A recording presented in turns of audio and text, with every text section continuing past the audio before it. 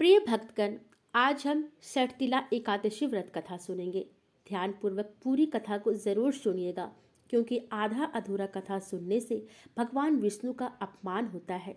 इसलिए आप पूरी कथा को ध्यानपूर्वक अवश्य सुने। एक समय दलवी ऋषि ने पुलस्त्य ऋषि से पूछा कि हे महाराज, पृथ्वीलोक में मनुष्य ब्रह्म हत्या आदि महान पाप करते हैं। पराये धन की चोरी तथा दूसरे की उन्नति देखकर ईर्ष्या करते हैं।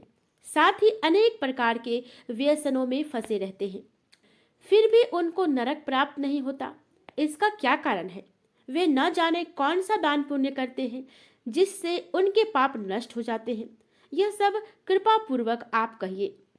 पुलस्त्य मुनि कहने लगे कि हे महाभाग, आपने मुझसे अत्यंत गंभीर प्रश्न पूछा है। इससे संसार के जीवों का अत्यंत भला होगा। इस भेद को ब्रह्मा, विष्णु, रुद्र तथा इंद्र आदि भी नहीं जानते, परंतु मैं आपको ये गुप्त तत्व अवश्य बताऊंगा। उन्होंने कहा कि माघ मास लगते ही मनुष्य को स्नान आदि करके शुद्ध रहना चाहिए। इंद्रियों को वश में करके काम, क्रोध, लोभ, मोह, अहंकार, ईर्ष्या तथा द्वेष आदि का त्याग कर भगवान का स्मरण करना चाहिए। पुष्य नक्षत्र में गोबर, कपास, तिल मिलाकर उनके कंडे बनाना चाहिए। उन कंडों से 108 बार हवन करना चाहिए। उस दिन मूल नक्षत्र हो और एकादशी तिथि हो तो अच्छे पुण्य देने वाले नियमों को ग्रहण करें। स्नान आदि नित्य क्रिया से निवृत्त होकर सब देवताओं के देव श्री भगवान का पूजन करें और एकादशी व्रत धारण करें। रात्रि को जागरण करना चाहिए। उसके दूसरे दिन धूप, दीप, नैवेद्य आदि से भगवान का पूजन करके खिचड़ी का भोग लगाना चाहिए। तत्पश्चात पेठा, नारियल, सीताफल या सुपारी का अर्घ देकर स्तुति करनी चाहिए।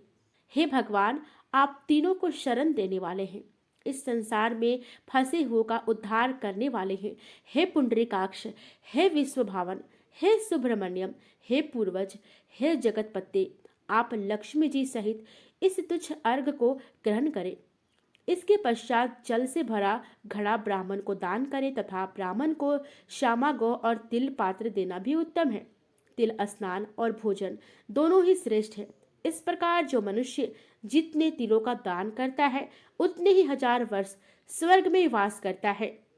पहला तिल स्नान, दूसरा तिल का उपटन, तीसरा तिल का हवन, चौथा तिल का तर्पण, पांचवा तिल का भोजन और छठा तिलों का दान। ये तिल के 6 प्रकार हैं। इनके प्रयोग के कारण यह षटतिला एकादशी कहलाती है। इस व्रत के करने से अनेक प्रकार के पाप नष्ट हो जाते हैं। प्रेम से बोलिए जय श्री हरि विष्णु। ओम नमो भगवते वासुदेवाय नमः।